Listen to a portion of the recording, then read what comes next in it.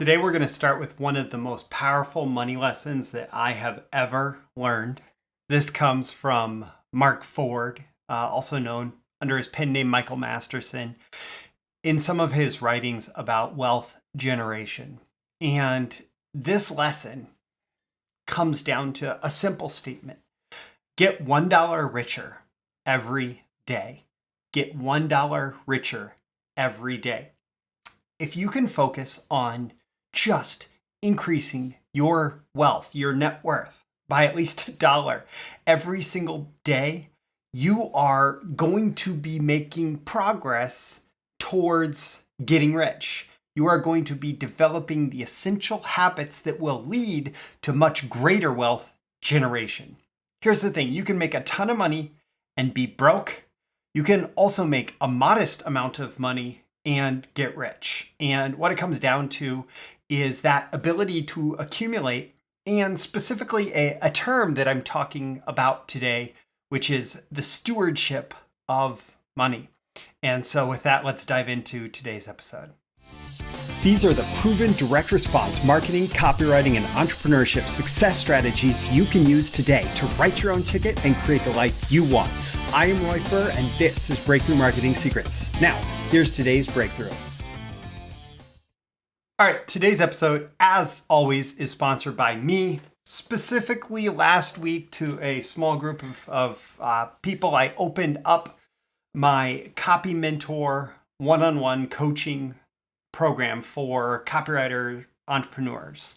And if you're building wealth through the skill of copywriting, whether you're an employer or a freelancer, or if you're a direct response entrepreneur and you want to write better copy, one of the best ways to do that is by getting direct interaction, direct feedback, direct coaching, direct mentorship from successful copywriters who've been there, done that. So if you want to write better copy and bring home more cash, I would suggest that you check out CopyMentor.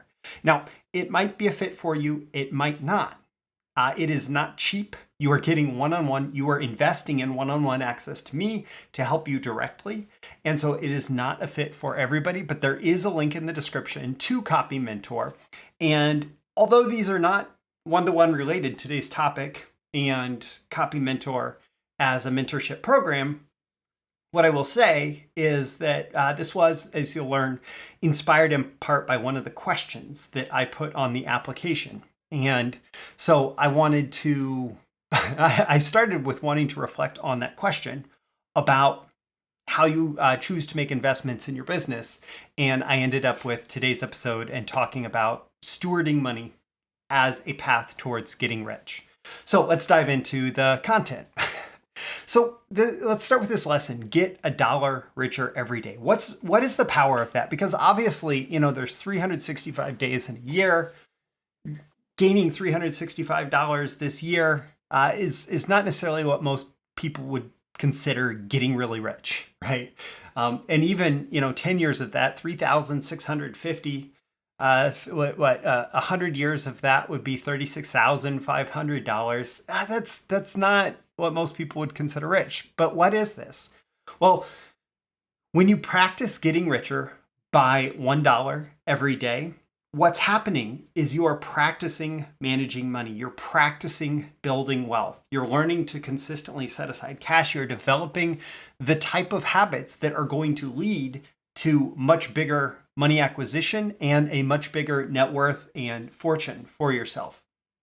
And whenever I think about money, I'm reminded of the title of probably the best biography on Warren Buffett out there, which is Snowball.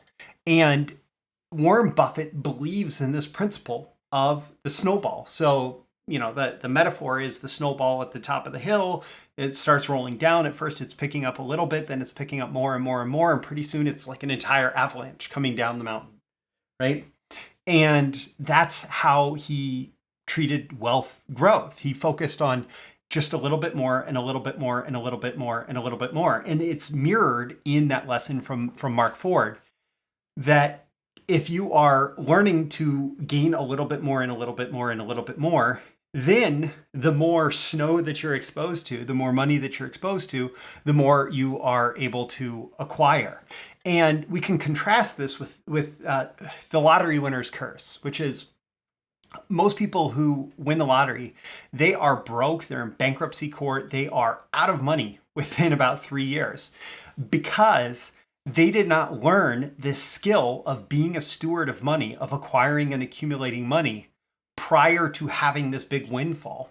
And so without that skill, all the money in the world can just disappear because they don't know how to handle it. On the other hand, if you know how to handle a small amount, if you can be a good steward of a small amount of money, you are laying the foundation for being able to handle, to accumulate, to be a good steward of a much larger amount of money.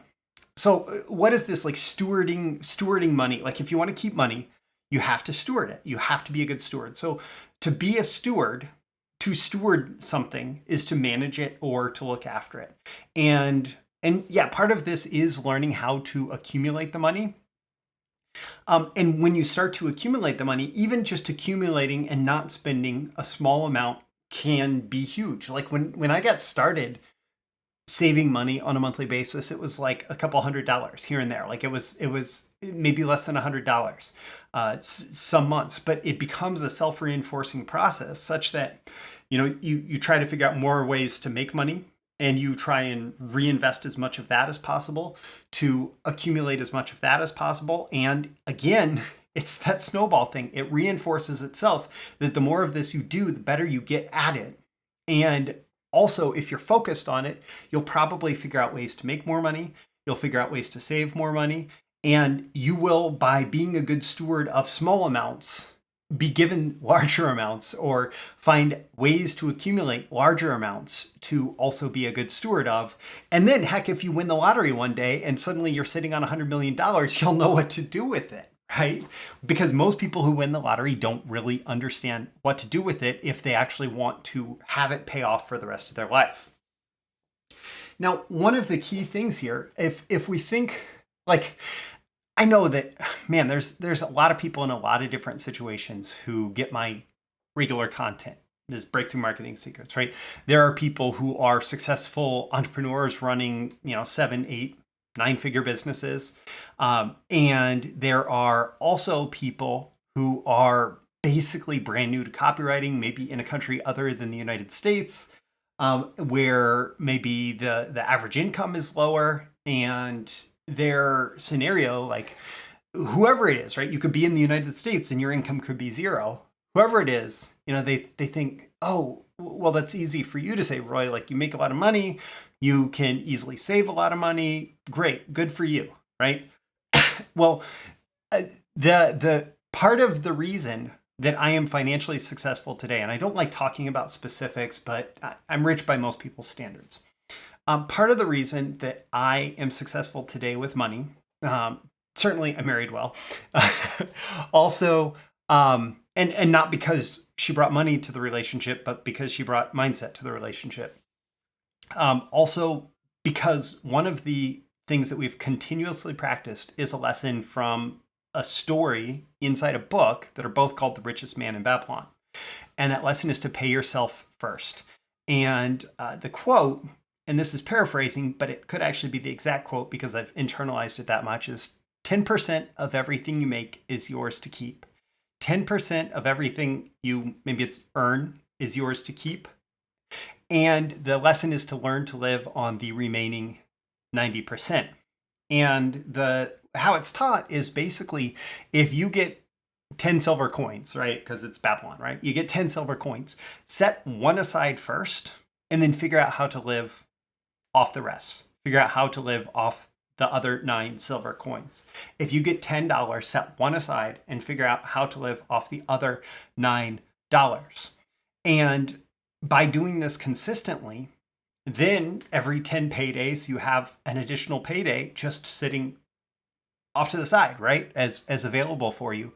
And when you learn to have your money make money on your behalf, when you learn how to invest that money wisely, you do have the potential to that is further accumulating money. And as you learn to make, let's say, instead of 10 silver coins, 20 silver coins, then you're saving even more. And if you've learned how to live off 9 and you're making 20 silver coins, what does that mean for what you're able to save? And there's a lesson from productivity that has applications outside of productivity. It's called Parkinson's law, and maybe you're familiar with it. The way that it's often taught is that work expands the time allotted to it. But there is kind of an expansion of that anything expands to fill whatever capacity is given to it. So applied to expenses, your expenses expand to fill the resources available to pay for them.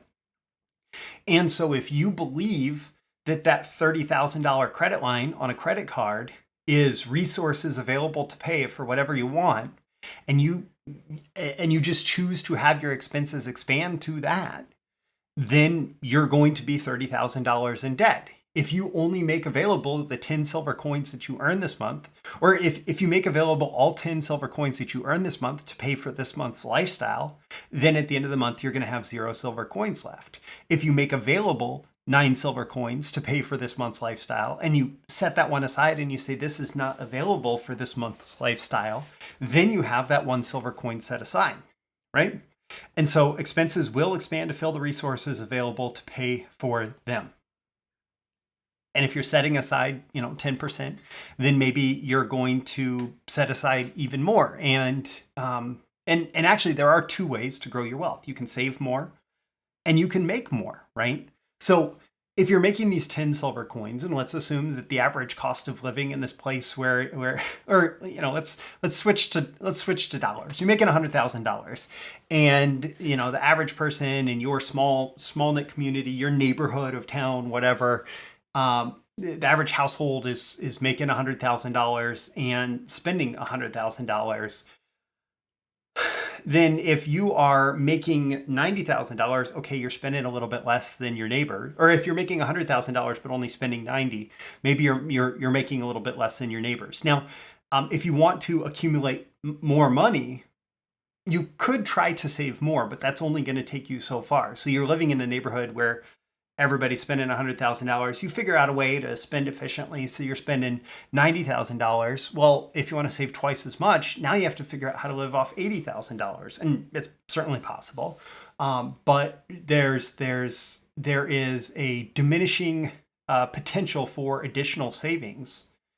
On the other hand, if you grow your income, number one, it means that the same percentage is actually more money. So like if you're making $100,000 and then you bump that up to $120,000 per year, then the same percentage, that same 10% goes from 10,000 to 12,000, right? So it's more. But it's better that if you learn how to save more when you make more, up to really 100% of that additional income. So let's imagine that you're in this world where you are making an even $100,000 and you bump that up to an even $120,000. And of course, just going with that 10% of everything you earn is yours to keep, savings could go from $10,000 to $12,000.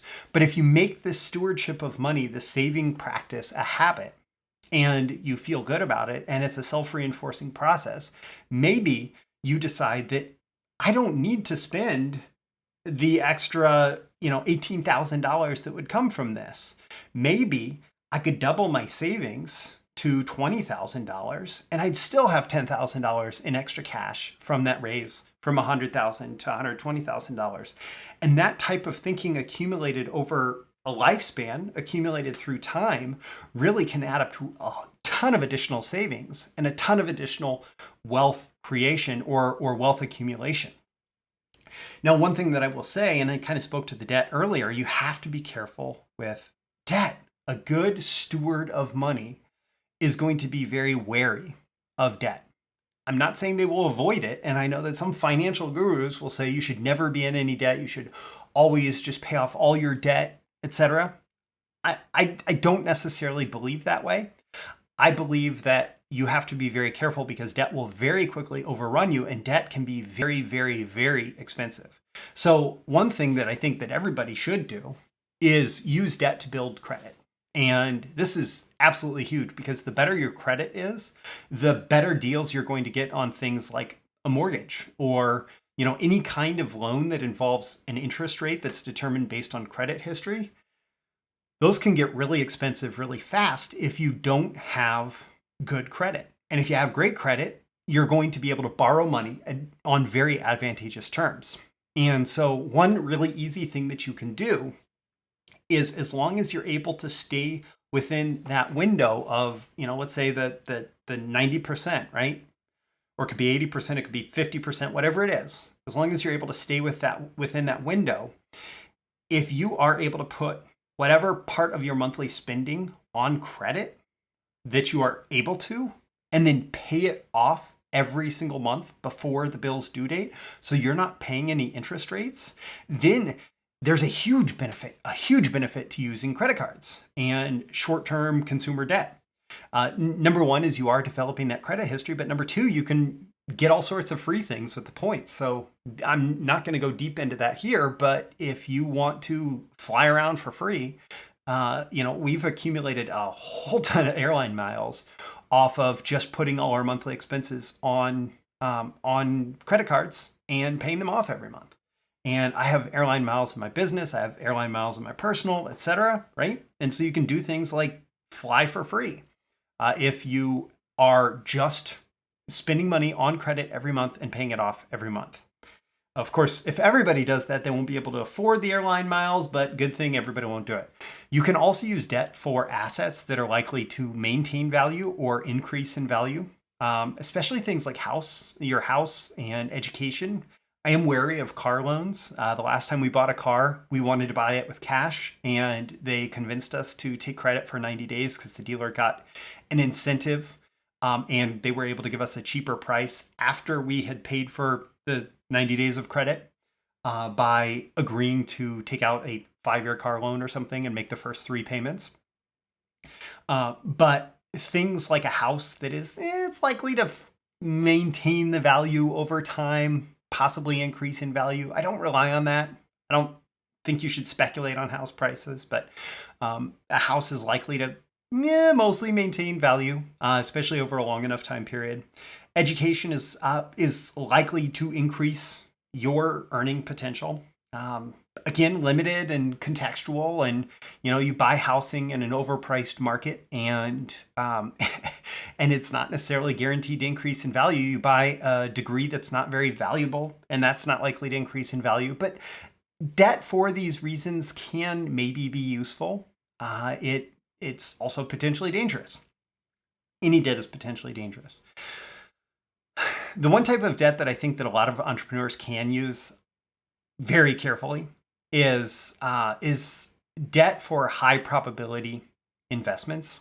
So, for example, if you have a proven advertising funnel and this thing is churning out new customers, and you have predictable ROAS, and you have a little bit of wiggle room for if the performance varies from day to day, week to week, month to month, then you can thoughtfully and carefully use debt as a way to acquire more customers than you could potentially acquire with cash. And that can pay off pretty well. But again, that relies on having that kind of super high probability investment that you can do with it. And so basically, debt, if I'm going to summarize this debt thing, is be ultra careful with debt and don't invest in anything that's going to decrease in value quickly, and use debt to bring future consumption into today. Don't use debt in a way where, the longer that you are in debt, the more underwater you become.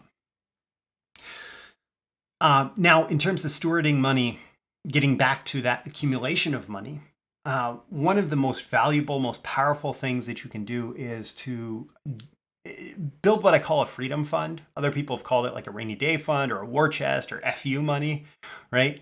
The whole idea is to set aside some money that gives you freedom, that gives you the freedom to turn down the client who is not a fit, that gives you the freedom to invest in certain things, that gives you a freedom to not be desperate when you are perhaps pursuing a new business venture, etc.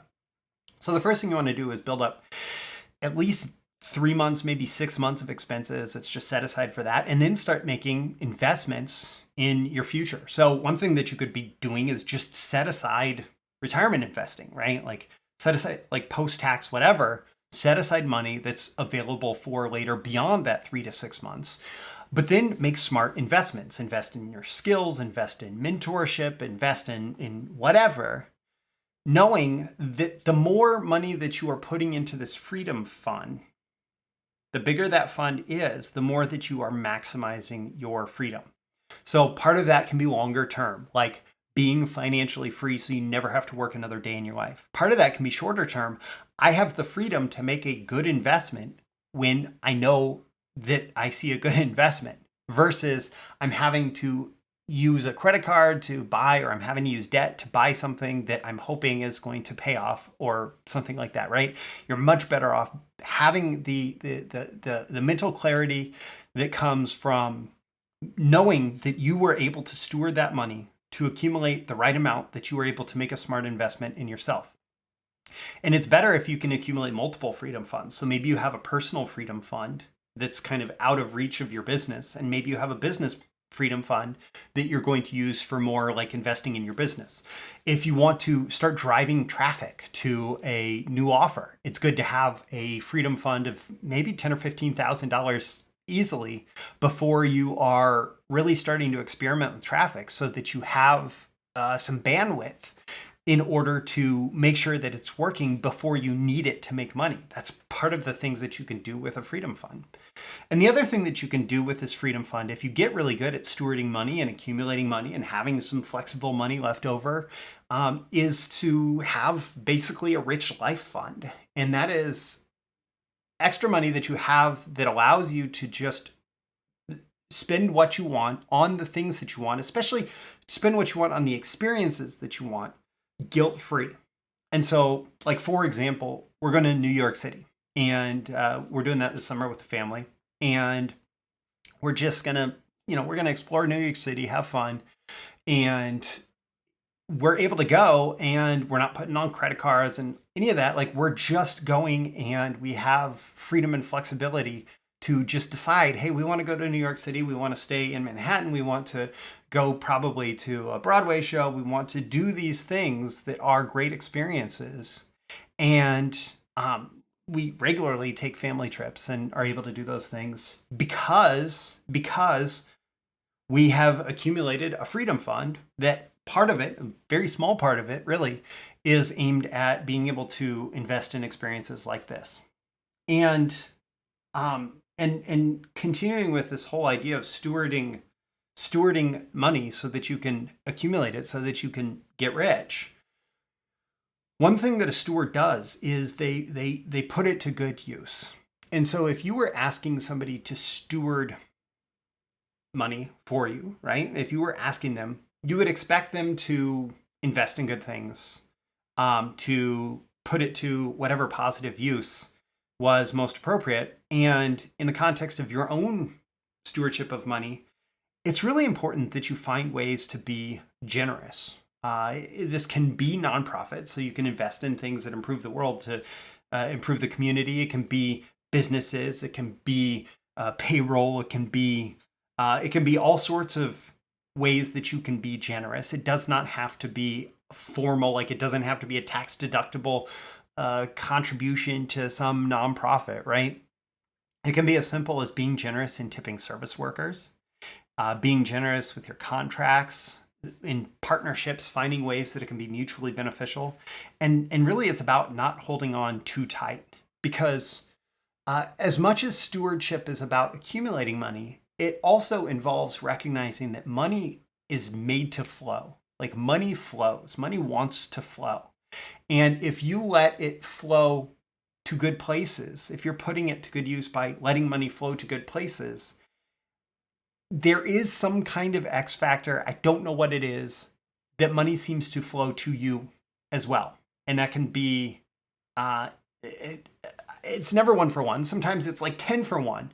That, oh, I found this great place to put some of my money to be of benefit. And suddenly I have 10 times as much money as I just put there showing up. And I don't know what it is, but that does tend to happen. And if you talk to people who have accumulated a significant amount of money, most of them have a similar experience. Which all brings me to, like, if the original inspiration for this episode. So I have this like expense or investment question that I ask on my CopyMentor application. And the question is, if you wanted to make a $10,000 investment in your career/business, where would that come from? If you wanted to make a $10,000 investment in your career/business, where would that come from? Now, I want to recognize here that most people, like when surveyed, most people don't have $1,000 to pay for an emergency expense. Now, a lot of those people have a $2,000 TV that they bought on credit. They have a $400 a month car payment, and they just suck at saving. It's not that the money has not come through their hands. That $1,000 has flown. I meant to say flowed, but really it flew through their hands, right? And they are not being good stewards of money. They're not learning to save money. They are the same people who would lose, all of the lottery winnings if they were to win the lottery. And it's maybe not even their fault, because our entire culture of health, the national debt, is built on the same premise. Like, it sets the example that we can borrow money to live the lifestyle that we want, and that's a good thing, right? But people who grow wealthy, pretty much all of them have learned to save. Start $1 a day, $10, $100,000, $10,000, $100,000, $1 million, right? They start to save, and their wealth snowballs, and they are good stewards of the money. And the people who maintain wealth, especially, do learn to be excellent stewards of the capital. And so when I ask this question about making a $10,000 investment in your business, part of what I'm trying to figure out, like, that's not actually the price of my CopyMentor program. It's close enough that it's a relevant question. But the thing is, like, it tells me a little bit about your stewardship of money, right? And so if the way that you fill in that blank is that you need to go into debt, like you're going to put it on a credit card, you probably need me, but you're probably also not ready. I'm concerned about your stewardship of money. If you have to be, honestly, there are people out there who sell coaching programs, and one of the steps of closing the deal is to get that person to apply for a new credit card that will give them enough credit that they can pay for the coaching program. In my mind, that is borderline criminal. I don't want you to go in debt to pay for my program, even if you would make it back, before the first payment was due. I don't necessarily want that, right? I want you to have developed a little bit of stewardship of money to the point where this is not that kind of investment that creates this sense of intense desperation and has significant negative ramifications if, for example, you're not able to implement, right? I think that the people who are, for example, answering things like, hey, I'd get another client to pay for it. I would get another client. I would do a little bit of extra work for that client, but I would come out even, or maybe even a little bit of ahead. That's smart. That's creating income to pay for expenses. That's a way that I've invested in my business a lot. Like, I've said, okay, I'll work a little bit harder for this period of time so that I have that investment capital, so that I am able to, make whatever investment I want. Or even better, like cash on hand. Like, if you have that cash on hand, it proves that you've been a steward of money, that you are a steward of money, that you have good money habits. And also, those habits are going to translate into things like success in a mentorship program. Because when you are practicing this habit of whatever it takes to get $1 richer every day, you're probably practicing other pretty good habits too that are going to allow you. And one of the things that I've said about coaching is, usually my best coaching clients are people who are going to win anyway. I just accelerate their path towards whatever winnings they're going to accumulate. And when you are a good stewardship of money, you're probably one of those people who's going to win anyway. And you're going to make the best use of everything that I'm able to give you, all the ways that I'm able to help you.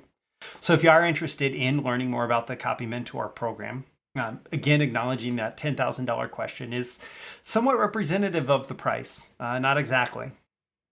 But it helps me know where you're coming from. You should know that with CopyMentor, I have reopened this one-on-one personalized mentorship program for copywriter entrepreneurs. And if you're building wealth through copywriting, whether that's being an employee or a freelancer or a direct response entrepreneur, a copywriter entrepreneur, and you want to write better copy and bring home more cash, then it might be worth checking out if CopyMentor is a fit for you. Check the link in the description. I'm Roy Furt. This is Breakthrough Marketing Secrets. And hey, whether you are interested in copywriting mentorship or not, like we went through a lot of powerful principles on wealth building here.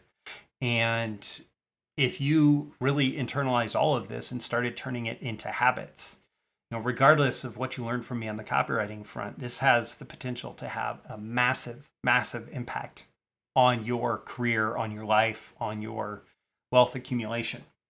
So I would encourage you to take this seriously because I do. And I want you to be wealthy. I want you to be rich. I want you to have financial abundance. I want you to have financial freedom, importantly, to be able to live the life that you want to live. And that's not necessarily just buying fancy cars. That is, because you can buy a lot of fancy cars and you can be broke if your cost to maintain that fleet of fancy cars and the house and all of that eats up, all of your income, then you're broke, no matter how much you have. Or you could be buying fancy cars and you could be generating a ton of wealth, accumulating a ton of wealth because you're applying the same principles. You could also be driving a Toyota Corolla and be accumulating a ton of wealth because you're applying these same principles. All right, that's what I have for you today. Every day, with every episode, I'm here trying to increase your marketing genius one episode at a time. And hey, what's all this marketing genius worth if you're not able to keep a significant chunk of what you earn? That's what we did today. And I will catch you again in the next episode. I'll see you soon. Thank you once again for tuning in to this daily episode of Breakthrough Marketing Secrets. Remember, check out the links with this episode for even more value. Now make sure you like, comment, share, subscribe, and engage in every way you can to keep this show going and growing and delivering daily value to you. I'll catch you soon for your next big breakthrough.